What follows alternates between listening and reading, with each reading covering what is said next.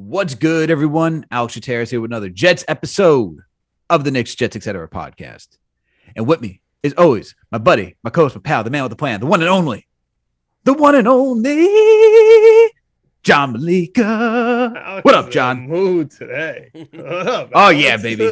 You know what it is. Feeling good, man. Always happy when I get on the mic and get to record Jets, Knicks with you, man, or talk or just shoot the shit, whatever. It's always fun. Before we get into figuring out how you're doing today, John, everyone, you know what the call is. If you haven't subscribed to this podcast, please subscribe to this podcast. We're on Apple, Spotify, Google Play, Amazon, Alexa, Stitcher, you name it. We are there.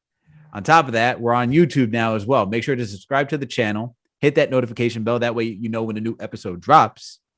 And make sure to hit that like button because it's just the right thing to do. While you're there, we got Winning Picks Weekly. John, video producer Greg, who's also on this podcast with us today. Make sure to check out their podcast. They go down the NFL slate. They're going to be doing some NBA betting. But guess what? Super Bowl Sunday is this week. You need prop bets. You need boxes. You need money lines. You need all that good stuff. These guys got you. They got you covered. Top to bottom. Exact scores. Yeah, these guys are going to get it all right. Don't worry. If you need help, these guys are the ones to call. And last but certainly not least, please make sure to follow us on all social media platforms, whether that's Facebook, Twitter, Instagram, TikTok, you name it. We are there. John, how you doing, bro? How are you doing today? I'm good, man. I'm good. I'm trying to hold my cool with this NBA trade deadline. Less than 24 hours away. Trying to hold myself, trying to contain myself. If people could only be in that group chat, I feel so bad for Raisi. I really feel bad for Raisi. That man we're teaching him some things. He gets fluttered with just this guy has free access to salary cap knowledge. He knows about trading players mid-season and how you can only trade them. He understands why Damian Lillard's value is dropping. He's learning to collect the bargaining agreement for free over there. So I don't feel bad for him, but I do feel bad for myself for being a New York Knicks fan and the fact that we cannot win a single game. And I'm staying up late on this West Coast trips to watch these games. But yeah, so I'm a little anxious about that. I'm a little anxious about this trade deadline. That when you're listening to this, it has already passed. So I'm either in great spirits right now or in bad spirits in talking future, John. But right now, dude, I'm good. I'm really optimistic about the New York Jets, and so I love talking New York Jets right now. This is my favorite season for the New York Jets because the optimism is so high. That 4-13 season is so far away from my memory. Like I could barely remember that number. And we have our coaches at the Senior Bowl, which makes me care about the Senior Bowl more than ever before. So I've never been this engaged this early into the draft process. And luckily for us this year, for our first year, we got our video producer, Greg, the guy who got me into treating the NFL draft process like a holiday, which then bled into me caring about the NBA draft process with you and treating that like a holiday. So the draft has become, honestly, especially as a New York Knicks and New York Jets fan, dude. Oh God, the draft has become my. The draft is the season. What are we talking about? The draft has been the season for the last for the Jets. Actually, the draft has been the season for the Jets for like the last 10 years. For the Knicks, the draft has been the season for the last 20 years, and we still have not addressed the goddamn point guard. Still haven't, dude. Yeah, don't get me started because don't get me started, man. We addressed the quarterback. We got the quarterback for Zach Wilson, dude. It'll happen one day. That's true. One day it'll happen. But guys, as I already stated, we also got our video producer, Greg, with us today. He's back again. Because like I said, and if you haven't listened to the Knicks pod, the other Jets pod, this is our resident draft expert right here for the NFL. Okay. We actually got some insight knowledge. This man might as well have one of the credential cards to be on the sideline. Who the hell knows? This guy probably was there with Ron Middleton at Senior Bowl, and we didn't even know it. But Greg, how are you doing today, man? How you been? I'm doing good. Thanks for having me on. I appreciate the accolades, whether how true they are or not. We'll see come this draft because I got some strong feelings. Well, if they're about a couple players. they got to be better than your betting, right? It's got to be better than your betting. Right? Yeah, betting wasn't great. We'll see this week again. Winning Picks Weekly. We got some good props coming up. We'll do the fun ones, obviously, coin toss, Gatorade, over under on the national anthem. But I think there's some more props out there, especially with all these places now coming online, being legal in all these different states. There's a lot of interesting ones. So we'll have an episode out this week for that. I'm very excited about that. And, the season's not over, Alex. The beautiful thing when you're into draft season, when you're into gambling, sports never sleeps. It's 365. It's all year long. So might have had a bad football season, but might have a great basketball season, so we'll see. Well, as long as your draft takes are better than your quarterback list, that's all. That's all I worry about. Really that's all I worry about. Yeah. All right, and if no one has heard that one, make sure to go check out Winning Picks Weekly. We'll get the episode number next episode on the Jets to get it all to you. But you can go find it. You can go find this. Just go all the way to the end of one of the episodes, and you'll see John and Greg debate on Greg's nonsense of a quarterback list. But hey. Ooh, that's another topic for another day. Fired. Shots fired. That's right. Shots fired. But look, like I said, I'm still in misery because trades happen in the NBA. People are questioning why I'm so upset about Tyrese Halliburton and freaking Chris Duarte being on the Pacers, and don't understand that with Malcolm Brogdon, which who may or may not move. But I'll save you guys. I'll spare Jets fans who are listening to this from that sorrow. Just tune into the next episode. I'll get into all of it. But guys, we've been alluding to it. I've been burying the lead. Senior Bowl happened. The Raisi Senior Bowl happened. Ron Middleton getting all these high praises, and we're seeing this TikTok video that's just make its rounds on the internet. You watch it and you're like, whatever works, I guess. Whatever works to get them energized. But people are already saying that he's another head coach up and coming in the league. He was a player in the NFL himself. Now became coach. He's a New York Jets tight end coach. Did a good job. People are raving about it. What do you guys think about that, man? What do you guys think about having Ron Middleton, who I guess 2-0, man, 2-0, right? 2-0 as a head coach for the New York Jets and now in Senior Bowl. John, I'm going to start off with you. What are your thoughts on Ron Middleton so far? So it's not only Ron Middleton that was really cool. It was really the fact that it was an entire collaboration of the entire staff. So even our quarterbacks coach, Rob Calabrese, who shout out to him. He was the head coach at local Long Island football team, East Islip. Shout out to our friend Arthur, who was on that team with him. It's really cool when you start to look into it and how they approach this team and how they approach this game and how they approach practice. They installed the exact week that the Jets would have. And I think that's really cool. And the Jets were there to watch it from the very beginning. Whether it was, like the Monday, they would come in and do like a short install. And then Tuesday, they would do it, something light. And then Wednesday, they'd have the heavy practice. Like, I thought that was really cool that the Jets were able to do that on their own terms. But not only that, our position coaches were able to do that. So that was really cool. You mentioned the video. That was really awesome. But like, for example, Joe Douglas was there, and we'll get into him. He was noted to spend some extra time with some players, and that doesn't count as an extra interview, which is limited, which we'll get into later on during draft episodes. So it's really cool. Like, it's just like non-tampering, extra time, no agents involved, players on the field, the Jets playbook, our coaches. Like, it's really cool. So I'm really into it. Like, I'm really into the Senior Bowl this year. And what's pretty great about Ron Middleton specifically is that he's a tight ends coach, and anybody knows how desperate the Jets are for a tight end. And luckily for us, this is one of the deepest tight end classes, especially, within like the bottom first to like 4 round, which is where we are saturated with picks. Like, we have the most quote unquote value in picks this year. But like, especially from end of first to, like the 4th, like, we are stacked. So I'm really excited about it, man. Greg, what did you think? I thought it was good. I mean, if we could do the Senior Bowl every year, I want to do the Senior Bowl every year. Whether we're a good team, bad team, doesn't matter. Because if you listen to the coaches, they talk about it. And to your point, John, you go down there with a game plan, but you don't implement it all beforehand. I was listening to Michael LaFleur on with the official Jets podcast or whatever with EA, their host, and when they were down in Mobile, and he was talking about how these players now are so coached up by their agents, by other people around them and stuff like that. 2 weeks before the game, they're reaching out and saying hey, can we get the playbook? Hey, can we know what's going on? Hey, can we plan on this?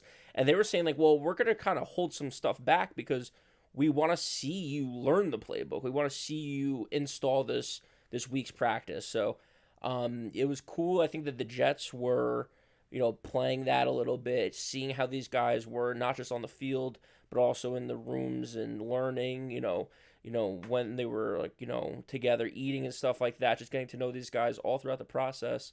Because I think Ron Middleton said in one of his interviews, he's I don't want to be on a team with a bunch of assholes. He was I just want to be the team with good guys. So, you get to learn that whole, whether they're amazing on the field or not.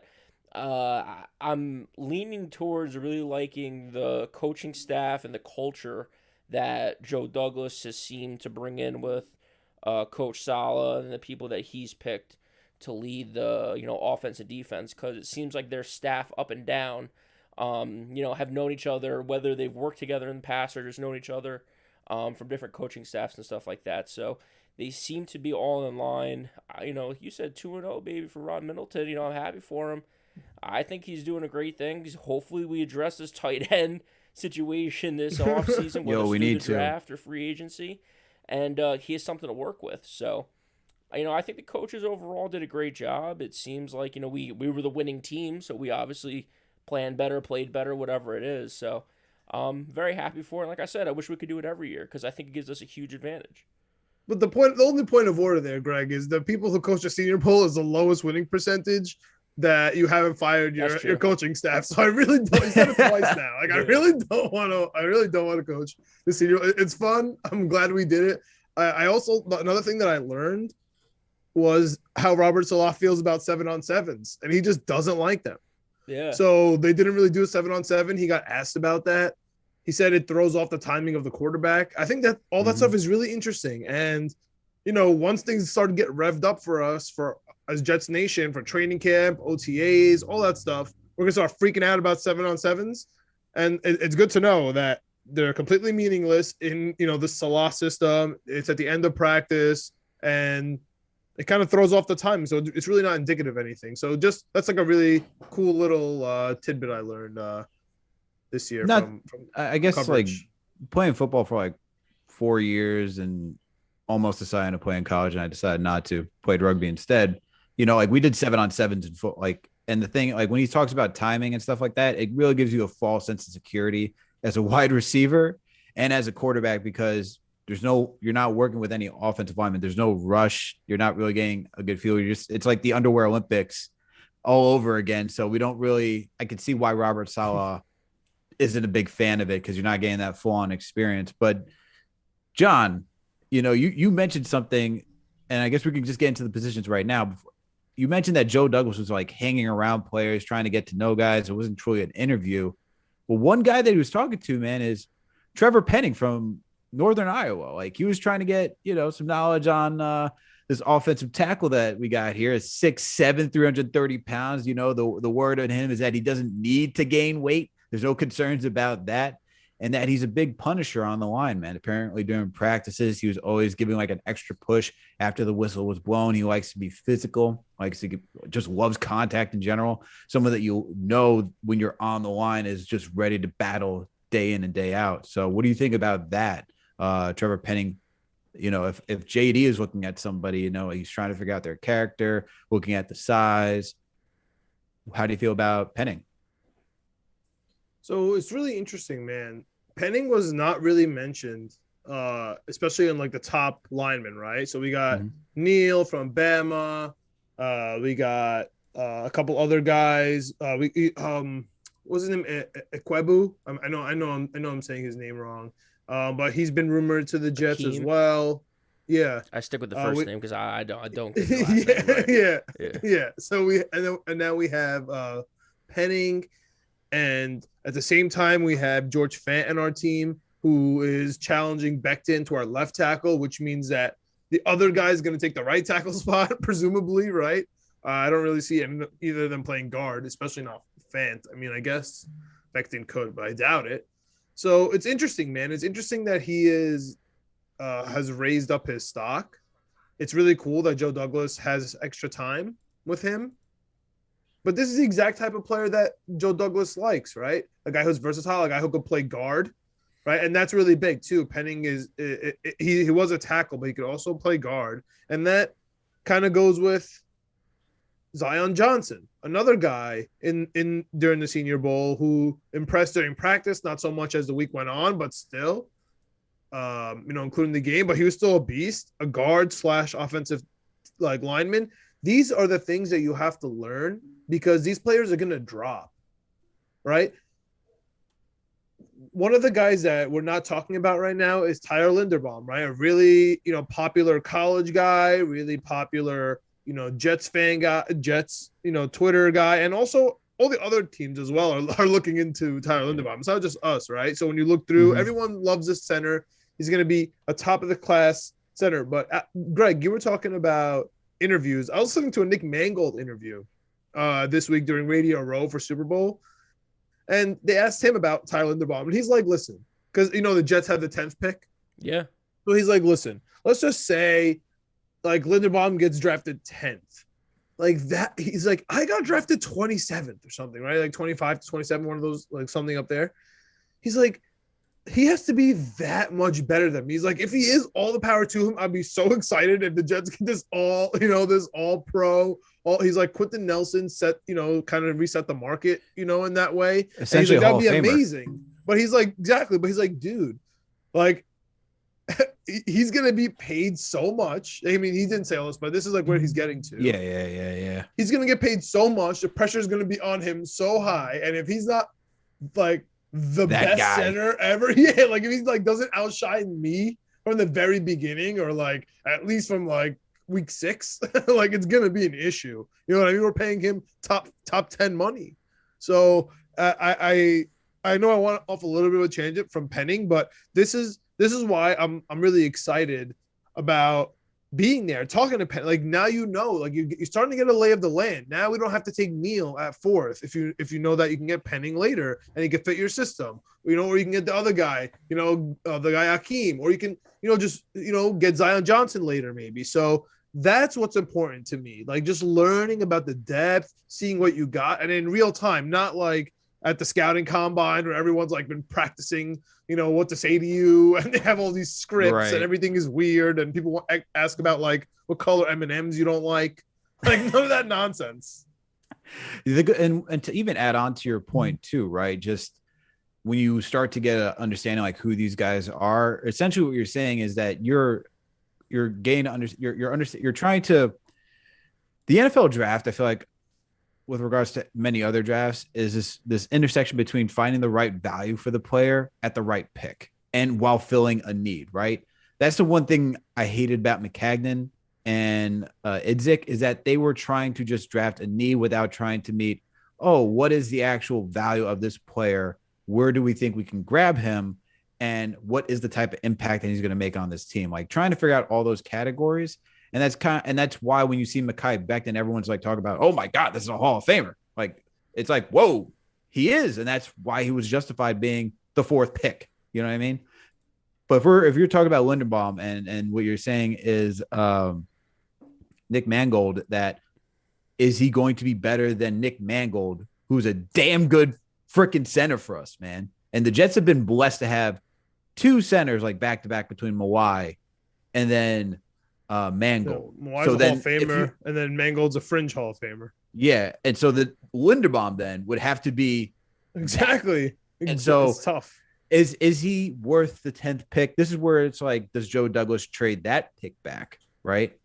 And that's where some are also thinking that the 10th pick is going to be more valuable than the 4th because this isn't a quarterback heavy draft, so might as well try to get high, but not too high and overspend, and maybe you can move back further and still get Linderbaum because Joe Douglas is thinking that way. You'd have to think maybe other GMs are thinking that way as well.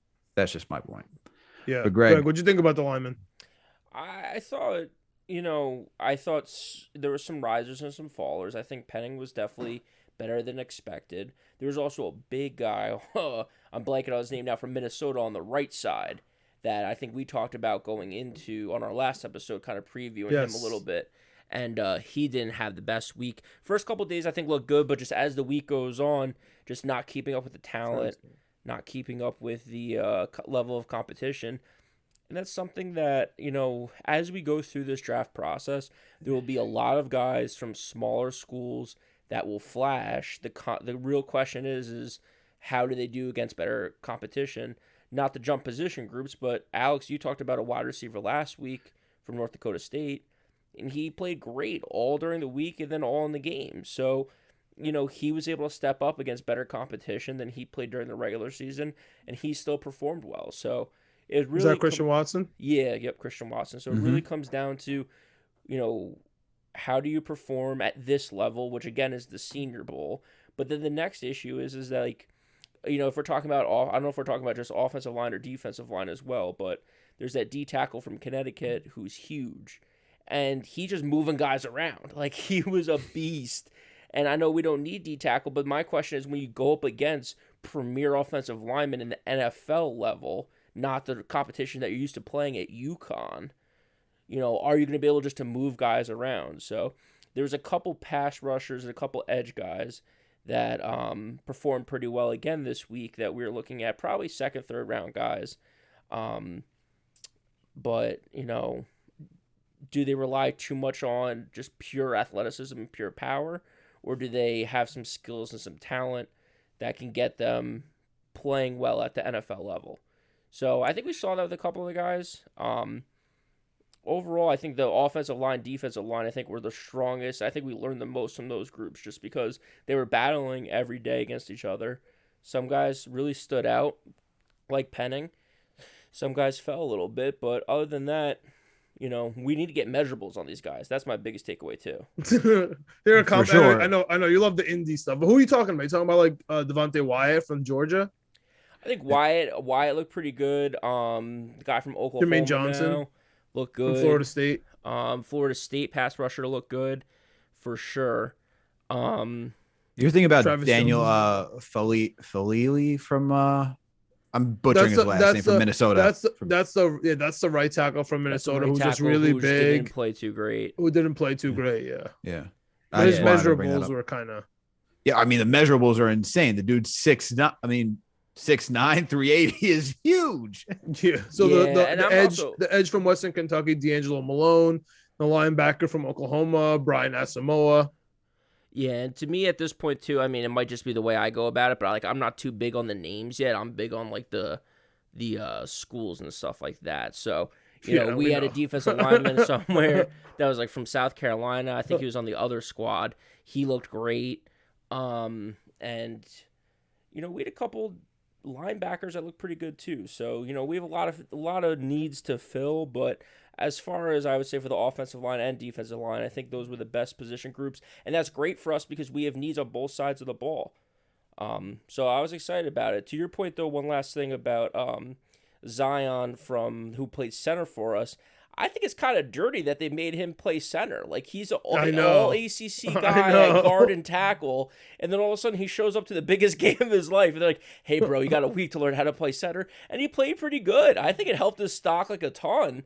And I was thinking that he might be there for us in the early second round, but he might go late first round now. Cincinnati, they're looking at him probably late in the first round, being like, dude, we could put him anywhere on offensive line, and he would start day one. So, shout out to him. I think Trevor Penning's up there too, man. I think Trevor Penning really jumped up. I think I don't think he's making it out of the first round, honestly. He's one of those guys, like almost like a Slater type of guy. I know I don't want to say his skill level, but just like the way he's kind of forming into this draft.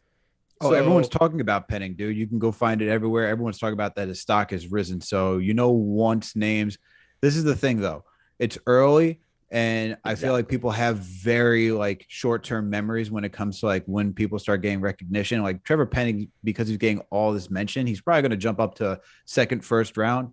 However, once once we get closer to the draft, if his name's not there anymore, I could see him being like more of a middle first, early. Well, that's what he's second, going to maybe be. second rounder. Yeah. Well, he's going to be a middle first to bottom, But I'm so saying, like, he was going to be like the top of the second, and now he's kind of moving up. But this really goes back to Greg's point, Alex, and that's why it's so interesting because he's from Northern Iowa, and everyone was so worried about how he was going to do because he had no competition. So now he did really well in the Senior Bowl against, the cream of the cream, right? Like the second to fourth rounders, the starters in the NFL, and he did well. That's why his stock went up. But let's talk about, another position we alluded to in the beginning, our head coach for Senior Bowl, Ron Middleton, the tight ends coach.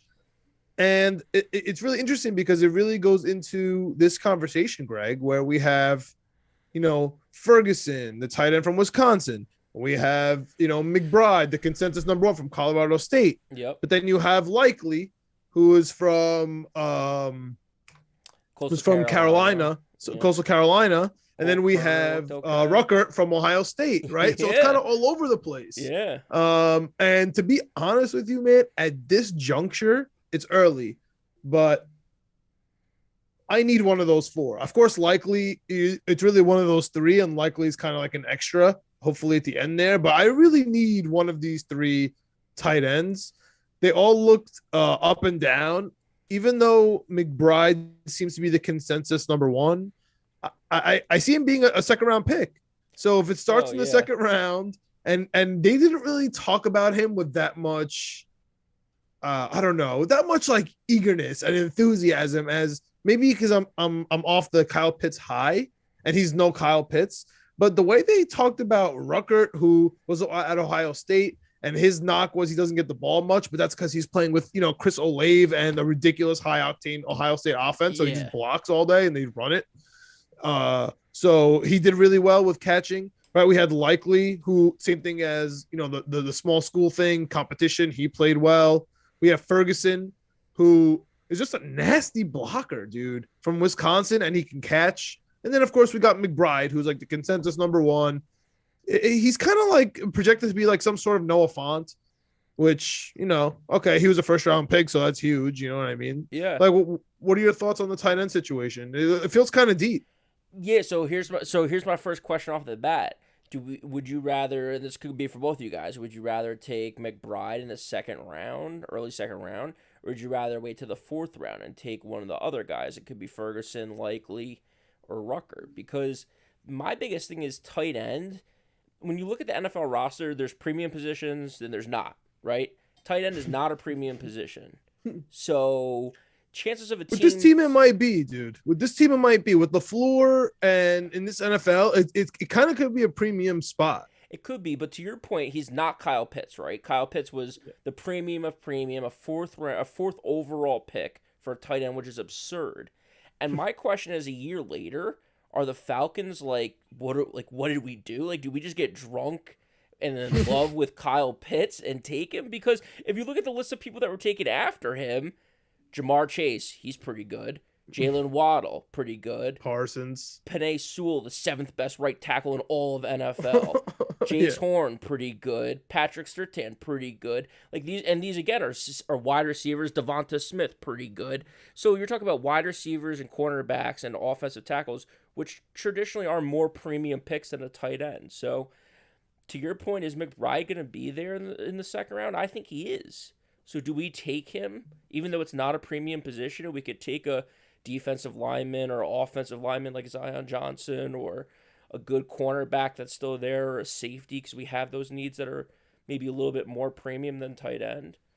Or do we wait to the 4th round and take someone? I think you got to take a premium tight end because you want to get some weapon. You want to get some weapons for Zach Wilson. And if we're going to use if we're going to use a pick in the first round of offensive lineman, I think we need to go with a tight end, another pass catcher to help just spread the ball. Ryan Griffin, Tyler Kroft, it's not it. And I like Trey McBride, man. I think his stock has definitely risen from what we saw from Senior Bowl. I mean, when he was in college, he had 90 receptions, over 1,000 yards, averaged 12 and a half yards per catch. Dude was just out of this world. So he's got talent. Why not add that for Zach? Because he's going to need it, man. Like we saw without Corey Davis, right? Let's just like we just saw what the trickle effect without Corey Davis, Elijah Moore, Michael Carter. You need somebody out there. Like not everyone's going to be out, so you need someone to get it to. And I feel like just even having a versatile weapon that could just do something that's like Kyle Pitts, just being in that realm. I know he's not walking through that door, bro. I know he's not walking through that door, but I'm just saying, if you get even just not even remotely close, but just someone who's just talented enough at that position to catch, keep defenses honest, I would go for it, man. So here's my thing. I'm with you. On your premise, but your conclusion is a little off because I just don't think McBride is that guy. Like even from Middleton's mouth, he's a meat and potatoes player. Like he's a football guy. He likes to grind, but he's not a polished blocker.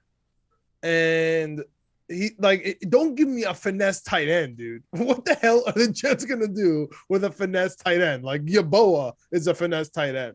I know obviously McBride's better, but I'm just saying, like that's what worries me. So my question back to you, like if you were to give me what you said, I would throw back at you, what's the drop-off between McBride and Ruckert?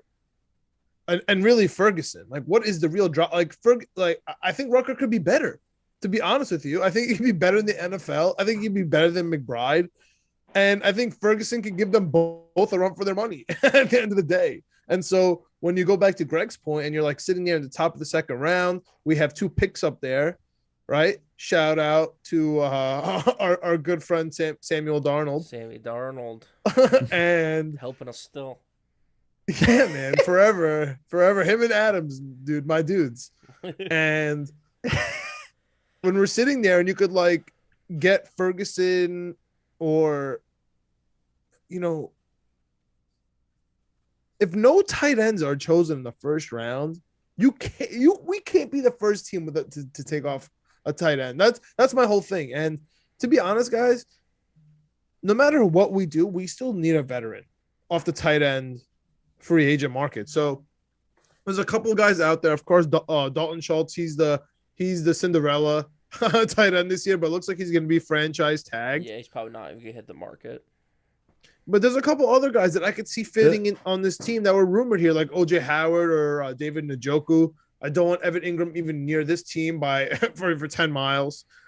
But like if we're able to grab a Njoku, let's say Njoku, because he's like a real tight end that like blocks, right? And you pair that up with Ruckert, who was native New Yorker. His dad wants to come here. Our head coach likes him when we hung out with him for a week. He went to a premium college in Ohio State, right? Everything's pointed fantastic there, and he's going to be in the 4th round or something, 3rd, 4th round.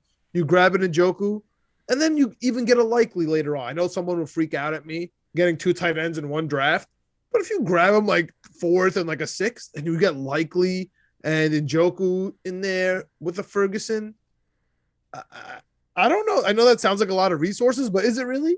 And you could really, fix up that position or like a Ruckert. I don't know. That's where I would go personally. Here's the thing I'll give for you about Ruckert. It seems like Ron Middleton, our tight ends coach, likes him over Trey McBride, right? Because as you said, Middleton called Trey McBride a meat and potatoes guy, and Ruckert loves contact. And even going to Connor Hughes, according off of his report, Ron Middleton raised an eyebrow when it came to Shout Ruckert out to the Athletic. Well. Shout out to the Athletic. Shout out to that subscription. So I get it. My concern, and I know that even Middleton says he's not concerned with the stats. 26 passes, caught 26 passes for 309 yards versus what Ruckert did. I mean, McBride did. Yep. I am still hesitant when I don't see that much. I get it. I get that he played with a teammate who's much better than him. I get it. Do we just want another blocking tight end though? Like just a big guy who's just going to catch? I want someone a little bit more. Are you poo-pooing a blocker on the Jets offensive No, line right I'm now? not poo-poo. I'm not Yes. poo-poo. Yes, I'm not that's poo-pooing exactly a what I blocker. want. I want a I'm tight end not who's gonna block. poo-pooing. Yeah, I'm we not haven't got poo-pooing a one of those blocker. in years, bro. Have you seen Ryan Griffin? You want me to start cutting up the videos we were watching of Ryan Griffin last year Don't do and that. show No you? one, Yes, don't. No this one guy. needs that. You stop it right. No one needs that. I don't need that. Save humanity. No one wants to see Ryan Griffin out there. Also, it'd be very short. I don't know why I'd want to watch a 2-minute film that's very short on blocking. Oh, he tried to block a lot. I know. There's plenty. You're gonna only find 2 minutes of plenty of bloops out there. It's not poo-pooing, but I'm also looking for versatility, right? The thing that they said about McBride, and like when you look at reports, is that there's no flaw to his game, but there's nothing that really stands out either. When it comes to Ruckert, what stands out is the pass, which is the protection, the blocking. And sure, that's great. Like I get that. That exceeds, and we need that too, especially if you want to run. Of course, I get that. I'm also looking for help for Zach Wilson too, though. It can't just be like, all right, it's probably unlikely that we're going to throw to this guy. Can we get somewhere in, like, if McBride is just well-rounded, I get that's not flashy. No one really likes a well-rounded player because it's like, okay, you're not going to really flash me in this area. You're going to be good some days. You might be bad some days. You're not going to be in there when Ruckert's going to be like, oh, this guy's going to give it to me on the line. I can guarantee that. Passing wise, not sure because it's not a big enough sample size. I guess in this situation, and obviously thoughts can change, but I'm looking at it from a standpoint where we need to give Zach Wilson a guy who can also catch, that's proven that he can catch, that can kind of make plays. And I think McBride is that right now.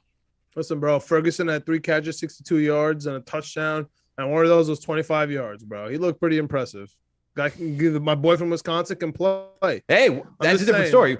Hey, we could talk about Ferguson too. We could talk. Ferguson was good. His stock rose from this game from Senior Bowl as well. That's a 4th-round pick, dude. Yeah, no, and that's the value. So like, if we're arguing like if we're talking about Rucker and McBride, I'd lean more so, not a lot, but I'm gonna lean a little bit towards McBride. But if you want to talk about value wise, dude from Wisconsin, 4th round, that's a legit. Dude, that's legit. What do you think, Greg? Just to end this roundabout this tight end talk. I think it depends because I think there's a shot that Ruckert is available in the 3rd or 4th round. It really depends on team needs and then also kind of what they see. Like to your point, all these guys have things to work on. No one's coming out of the draft like, okay, this is a locked and loaded tight end. And to your point, John, some of these guys like Ferguson, who plays at Wisconsin, Rucker, who plays at Ohio State, they might be better than McBride 3 or 4 years from now. Because to what I always like to say, too, about all these guys who flash in these lower schools, there's a reason why some people are at Ohio State, and there's a reason why some people are at Colorado State.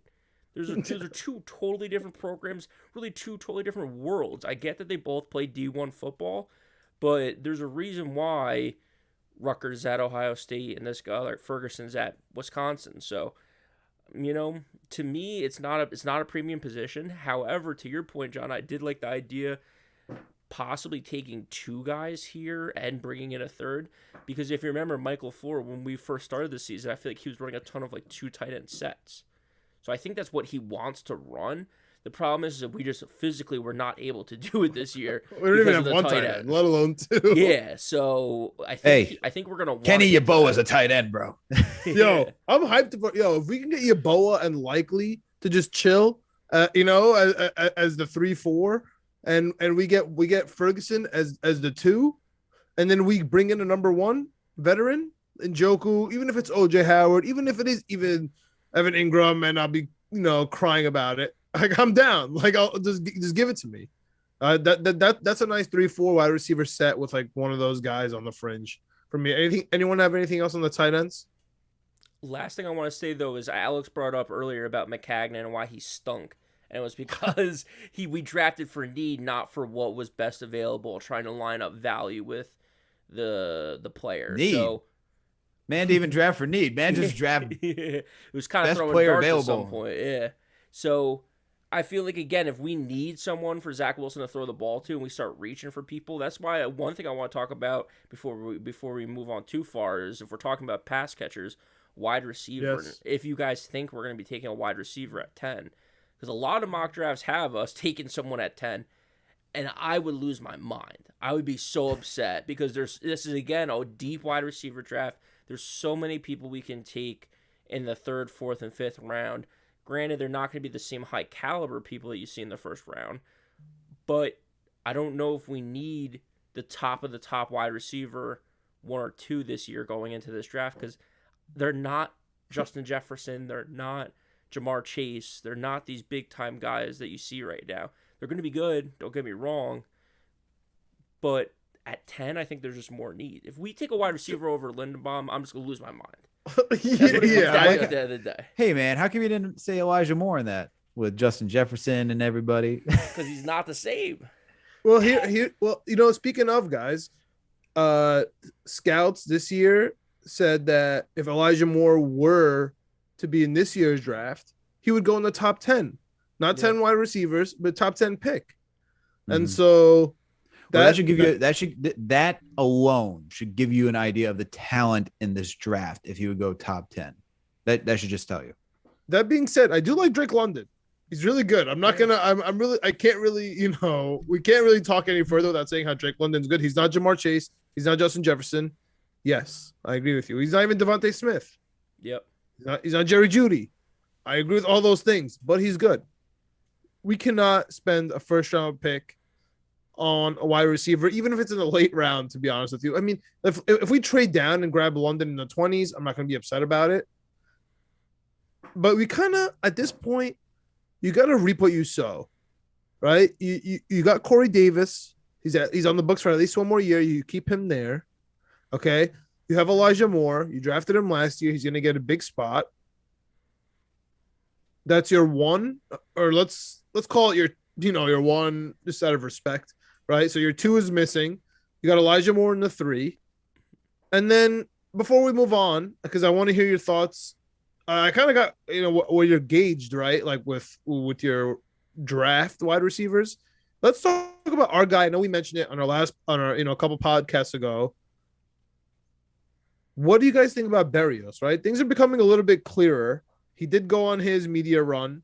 He is obviously our number 4 wide receiver if we get him there. He is our all-pro kick returner and punt returner. According to Spot Track, he's projected like 25 mil a 4 year with 5 per ish or something like that. Are you guys paying him that? Are you like so $5 million per year, right? Yeah. Yeah, that's what I was saying. Like the last time I was like, yeah, hell yeah, I'm doing that. I'm doing that in a heartbeat. What's your max there, Alex? Like 8? Yeah, I think 8 would be it. I think if you get to 5 10, to 8. if you get it's really about 10, guaranteed money. So it's like if we kept the guaranteed money at like 18 mil or whatever, 15 mil, I feel like for over 4 years or whatever it is. I think you could do it because let's be realistic. He's not like he's worked hard. I love the work ethic that he gives us, but he's not a 1, 2, or even the 3 wide receiver. We're talking about 4th string wide receiver. That's a slot. Okay. And as hard as and Grant, he's also a punt returner and kick returner, very good at special teams. He's also a 3rd down specialist. Facts. 3rd down specialist on those end arounds. And the only guy that knows the playbook. Guaranteed first downs on those end arounds. The only guy that knows the playbook. It's so obvious. He's literally the only guy that knows it. That's why it couldn't be clearer. Yeah. Denzel Mims, who? Reed? Yo, dude, he's gone. He's gone. Like it's so obvious that's why they like him. But that is why they like him, and that's why I said like I think 5 million. That's why when you said 10, I was like, that's a little high. I think 5 like to 8 is like the right price range for who he is and what we need for this team, and being a returner and being that type of specialist. I think that's good. I think what you said, if you're talking about 18 guaranteed for 4th string wide receiver and a punt returner, kick returner, yo, you made it. Like, congrats, you did it. Like, you worked hard. Yo, you were legit you were on practice squads. The fact that you're in the NFL right now, like the fact that you're getting guaranteed millions of dollars, like at this position, you're not. Pro bowler. We're in a Pro Bowler, and we're not talking like he's. There wasn't a Pro Bowler, there's an All Pro, which is ridiculous, right? All Pro. Yeah, no, which is like ridiculous, but yeah, that's another gripe for a different day. Yeah. Okay, so what do you think? What do you think, Greg? Do you think we should re-sign Berrios? I think to Alex's point about the draft and like how you have to it's like hitting a moving target, right? With the draft, you have to combine skill, need, and draft position value. In free agency, you have to combine skill, need, and the amount of money they're making. So it's kind of the same thing, and the trick is how much is he going to be making? What is the market going to dictate for him? Earlier, I was saying he's probably going to be like 10, 11 million a year. And if that's the case at this point, I think that's too rich just because there's so many other people that we could sign or draft. If he's 5 to 8 million a year, like Alex is thinking, and like you're talking about, John, then I'm all for that because it's a key piece of our offense, or it's a key piece of our special teams, and then it's a good piece in our offense. So, for $5 million, we have $60-something million to spend this year, whatever it may be, after we have to sign rookies and stuff.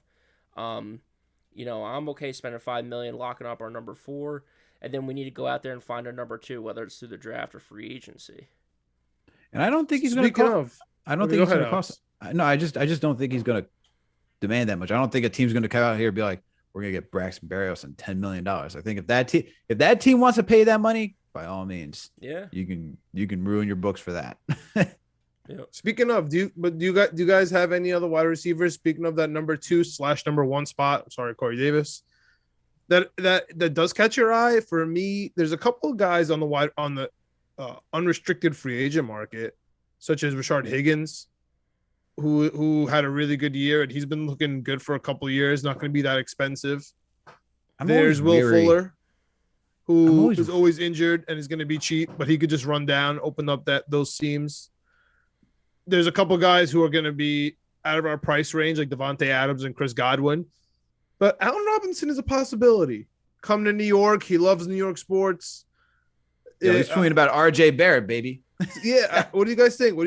Any of these unrestricted free agents? The only trade I could think of, I don't think Ridley's a possibility, but I think Michael Thomas is a name that, could be, he could be definitely be on the move with the Saints, kind of like redoing whatever the hell they're doing over there. Yeah. I think so. Who knows? And any unrestricted free agents or trade guys on your mind on the wide receiver before we move on to defense?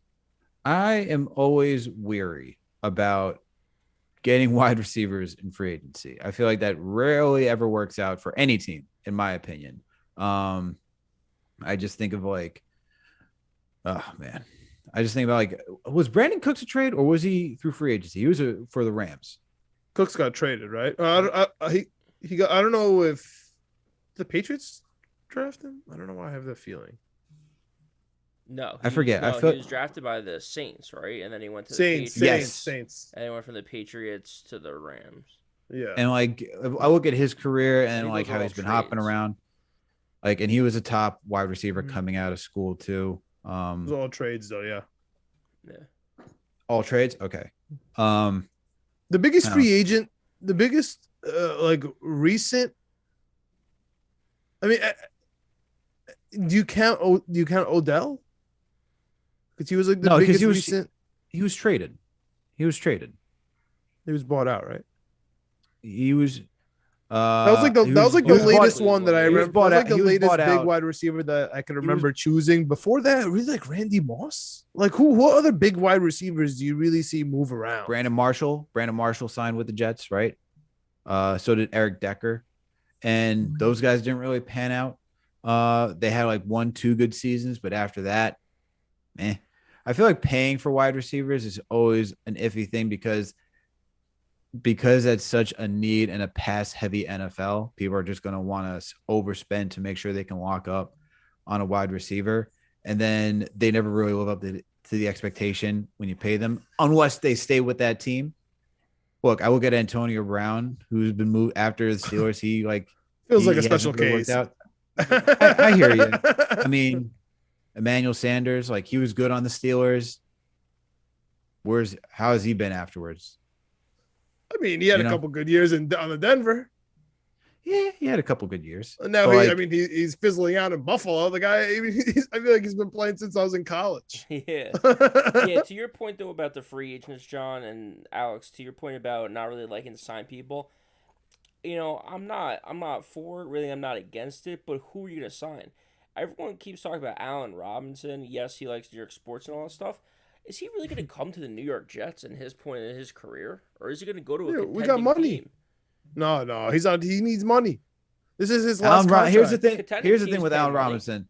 Here's the thing, and this is The my Jets issue. Going to pay money, bro, for wide receiver. Let's be Oh, real. man. Maybe it's just a Jets thing. Maybe it's just a Jets thing that I feel bad about when it comes to free agency and with cornerbacks and wide receivers when it comes to the New York Jets, because they're like primo positions, they're flashy, and it just hasn't worked out well for us.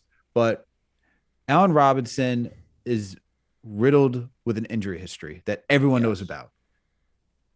If a contender is going for Allen Robinson, he has to be like that third, fourth guy that's just like insane, like the Rams, man. Like it has to be that insane where like, oh, we got Cooper Kupp, OBJ, and all these other dudes, and like Robert Woods. And it's like, oh, wow.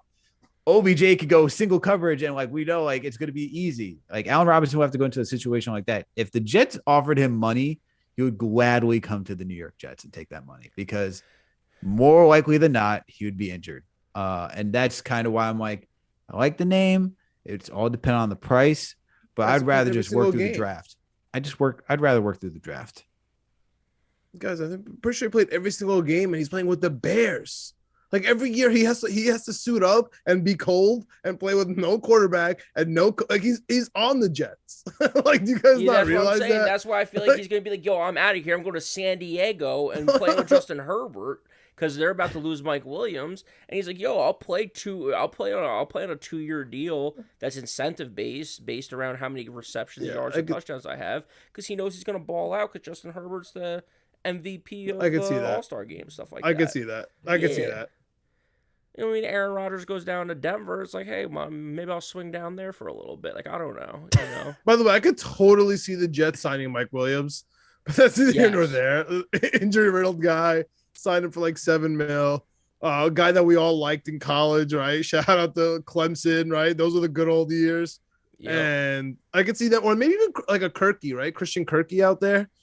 Kirksey, a lot of people see to throw his name out there. I don't know if I really want Christian Kirk for the amount of money he's getting. To Alex's point, like let's just draft a couple guys then. I'd rather draft a guy, try to keep a guy in house, and let's keep it pushing, man. Yeah. All right. We still need a number 2 wide receiver. We did not solve this issue. To be continued. Let's jump to the defense. We mentioned the defensive lineman. We mentioned that's a need for us. Some interior linemen for sure. Fatukasi's not coming back. Nathan Shepard, likely not, but if he does, going to be short term. We have no line. We talked about Connor Hughes.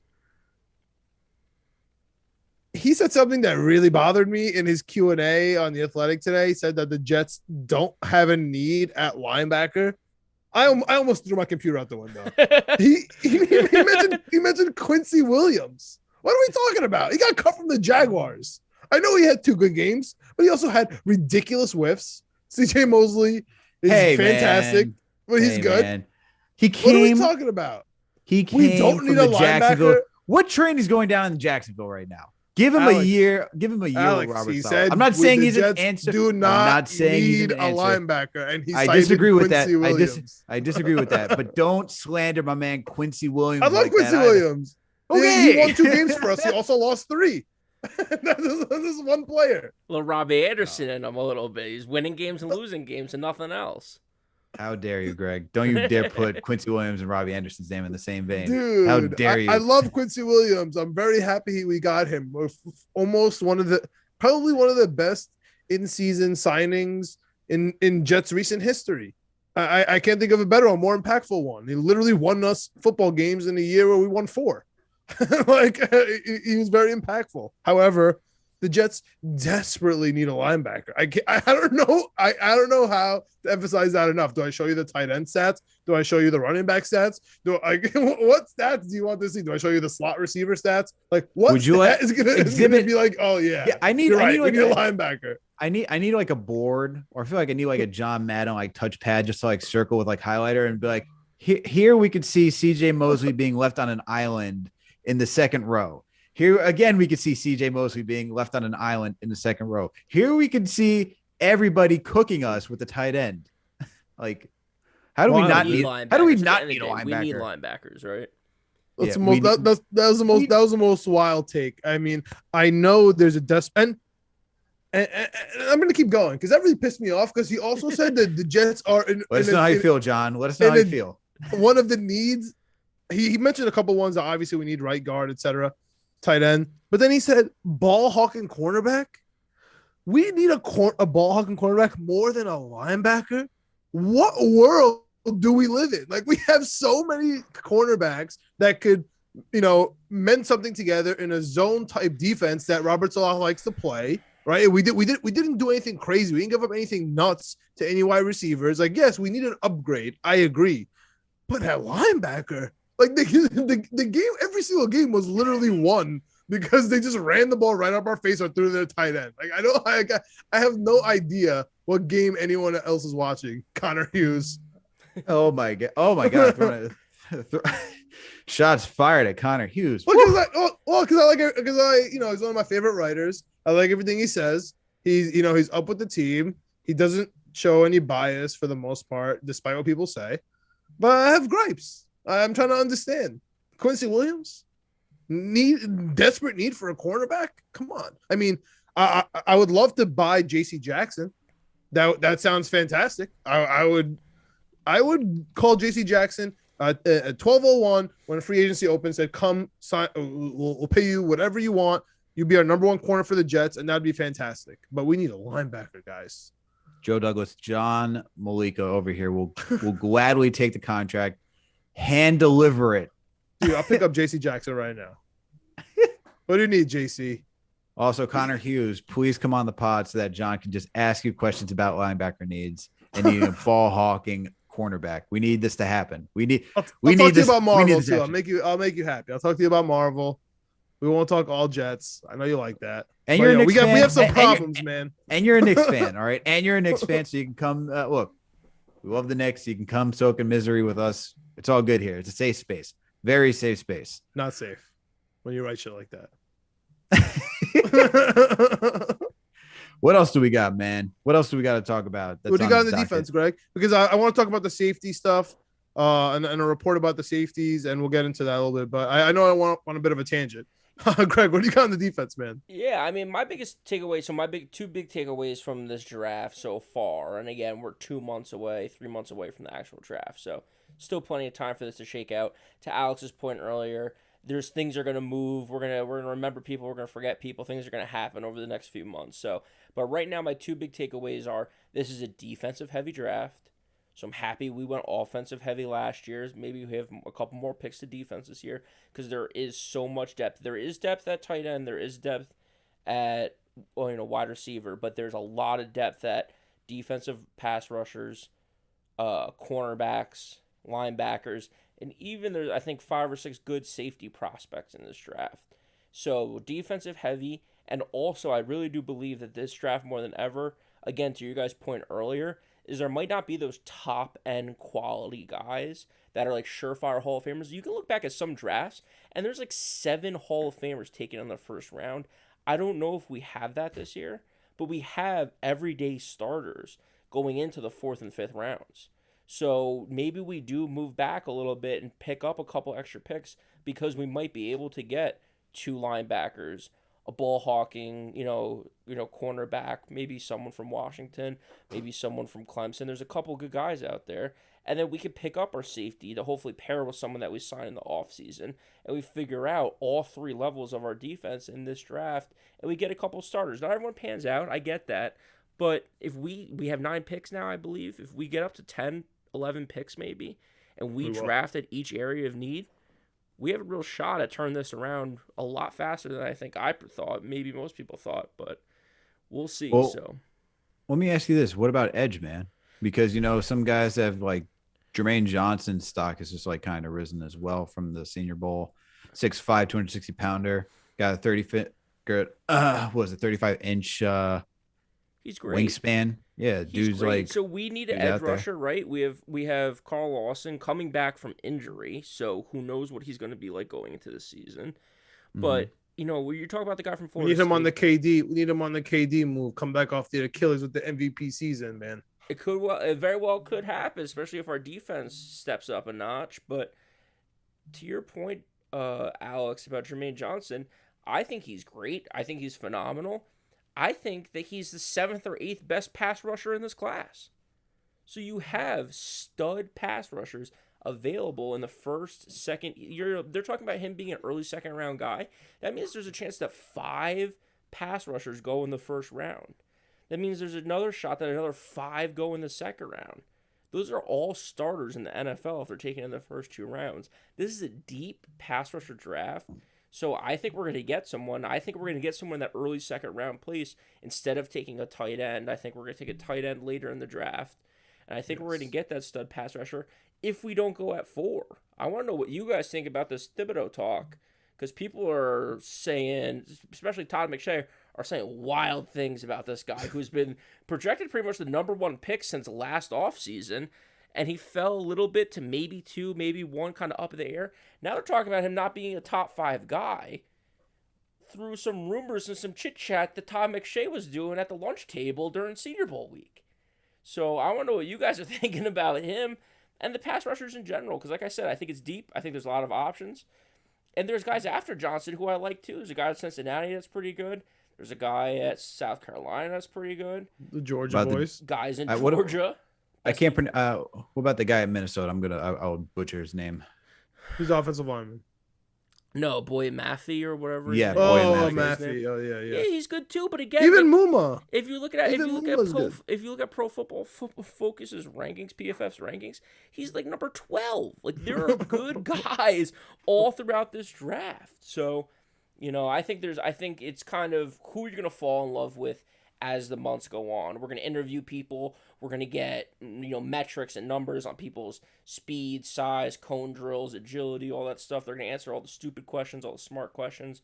And we're going to fall in love with someone who's going to be there at the top of the second round, probably, if we don't take someone at 4. All I care about is the Wonderlic test, man. That's all I care about. So they got rid of that. Do you know that? Did you know that they got rid of that, Alex? I'm fucking around. Of course I know you are, but did you know that they actually outlawed the Wonderlic test?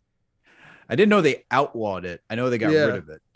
Yeah, and they also, just so we're talking about weird questions, they also made it a point of order where players now have to report or are encouraged to report any weird questions, and teams will be reprimanded, which I think is really interesting. They're trying to cut back on that, which just means that teams are going to push the envelope more. But anyway, getting back to McShay and Tibbs.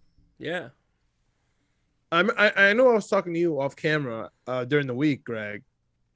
I really one of the guys that you really have to trust when it comes to the New York Jets specifically is Todd McShay. Him and Joe Douglas, our general manager, were roommates, right? And even if Dave Portnoy, that's his boy too. If Dave Portnoy ever says anything about the Jets or Todd, you just believe him because they know everything about each other. They're best friends. So I know that's a weird, little triangle trifecta, but if Todd McShay says it, I truly believe it's at least being said in a circle around Joe Douglas at the very, very, very least. So he's talking about he doesn't like Tibbs. Also, Duzable, who is now a Jets media guy, who doesn't like to mince words. Also, a former Jets defensive player says he's not that impressed with Thibodeau. I also hear the other side of the argument where every single player coming out of Oregon is during the draft process is, kicked down, whether that's Justin Herbert, some of the wide receivers, anybody. Right? Anybody coming out of Oregon is automatically taken, just talked about in a negative way. I saw some stuff about that as well. Honestly, if Todd McShay says it this is where I stand. If Todd McShay says it when it comes to the Jets, I disagree with him. To me, this means that we're not getting Tibbs. Unless the other side of that is this is a ploy by Joe Douglas to Todd McShay to lower his stock so that we can get Tibbs at 4. You know what I'm saying? That's the only two. There's no other there's no in the middle for me at all here. It's either we hate him and I agree, or this is a complete lie to throw everybody off the scent because everybody knows Todd McShay and Douglas are boys, so that we can draft him at 4. Meanwhile, we are scouting offensive linemen to go in the bottom first, second. So it seems more likely that there's a trade down scenario, right? Whether that's for Linderbaum, whether that's for one of the offensive linemen. whether that's for one of these wide receivers, right? Grab Christian Watson, grab Drake London with an extra pick that you grab in the end of the first round. Right. Grab Penning with the extra pick and forget about Thibodeau, who we don't like. Forget about Neal. We have our big, $25 million offensive tackles. We don't need any more of those. I really see that that's how this is going to go, because another quick point of emphasis is we have a lot of money, but we have the most picks. So if we have the most picks, we're going to have to spend the most money in the draft. So, I don't know. Maybe we want to get less picks, but higher value. I don't know how this is really going to play out, but I really do trust in this specific process. So those are my thoughts on Tibbs, and I want to get Alex's thoughts on the Thibodeau situation. And I'm also going to give you another situation, Alex. We got Rich Cimini talking about how the Jets are interested in Kyle Hamilton, a guy who I know you and Greg are terrified of drafting early, but maybe he's, maybe not top 5, maybe down in the 7 to 15 range. Maybe Jamal Adams scared everyone away from that, the kind of anti-Quentin Nelson, to Trevor Linderbaum situation. So what do you think about those two reports, Alex? Well, with Thibodeau, I'm on the same wavelength as you. If McShay is reporting it that it's not a good outlook, let's not move in that direction. Moving with Kyle Hamilton, can we not take a safety? Just let's not take a safety. Just let's end that talk right now. Not in the first round. That's a position I'd rather go into free agency and go find somebody. There's a couple good ones. Let's do that, and let's draft edge, linebacker. Let's go offensive lineman, something around those lines. I get that we have depth at cornerback, not necessarily a true number 1 corner. I don't think we need to do that. I think we need to address the needs first, so that way we can solidify the defense and make it, competitive, and not just be a sieve when it comes to run defense, or even the middle of the field when it comes to passing. Those are areas that we need to address. Even for edge rushing, we didn't really get enough pressure on the quarterback this season. Sure, there was good pressure when it came to run stopping with up front to a certain degree, but nothing on the edge to get that quarterback really make them feel under duress, cause turnovers, fumbling. We were low in that in the turnover rate, man, because of that. So let's address that position. If we get Kyle Hamilton, this dude has to be the Ed Reed level of safety for that team, and he's not. So why are we even? Let's not consider that, please. Okay. It goes back to what Nick Mangold said, right? If you're drafting somebody that high, they have to be transcendent, dude. At that position, they have to be damn near a Hall of Famer. The money has to match. It's not even all about the story, right? It's not even a big fairy tale. The money has to match. So please, enough with the safety talk. I don't need it. Okay. There's a couple good guys in free agency, bro. There's a couple good, you're not too off. There's the Honey Badger. There's Quandre Diggs coming off of that fibula surgery. There's Jesse Bates, safety from the Bengals, who has now Super Bowl experience. I'd take the Honey Badger. Honey Badger brings a lot of energy, Marcus Williams, who's gonna set the market, so I'm probably not gonna sign him. But there's people like McCourty. Dude, if you give me McCourty and J.C. Jackson, oh my goodness. I'm gonna be in a whole different world. I'm gonna be so happy. Insane. And whatever. We'll break the market on J.C. Jackson, get McCourty for cheap. That would be kick it back to Bill Belichick. Oh man, with Berrios on the squad, dude, I'd be so hyped. But that's a different story. Do you guys have anything else for this episode? The Senior Bowl, offense, defense, Jets coaches. Any reports? I think you want to talk any more smack about Connor Hughes' article? Tell us we don't need linebackers. I think we covered it all, man. I think we covered all of Senior Bowl. I think we got through a lot of positions. Next up, after Senior Bowl, we're gonna get ready for free agency. Start diving into that, seeing how we're gonna attack. We already touched on safety because we know Marcus May probably not coming back. No. He's probably gonna get a $5-6 million deal. Exactly. So franchise tag, he would have been lucky to get a franchise tag this year, unfortunately, which is so crazy how that works out. It's the last thing he wanted on the earth, and now I'm sure he wishes he had that franchise tag. It's crazy. That's the terrible nature of the NFL, man. The terrible nature when it comes to injuries and stuff like that. So I feel bad for the dude.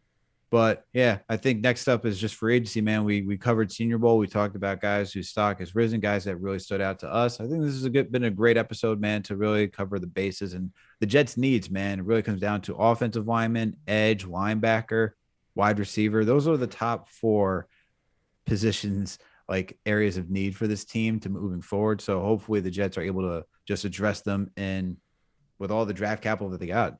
But on that note, no one else has got anything to say. Great episode, guys. I think this is a way to end it right here. Thank you, everyone, for tuning in for another Jets episode of the Knicks, Jets, Etc. podcast. You know what to do. If you haven't subscribed to this podcast, please make sure to do so. We're on all audio platforms, whether that's Apple, Spotify, Google Play, Amazon, Alexa, Stitcher, you name it. We are there. We're also on YouTube, guys. So make sure to go over to the channel, type in Knicks, Jets, etc.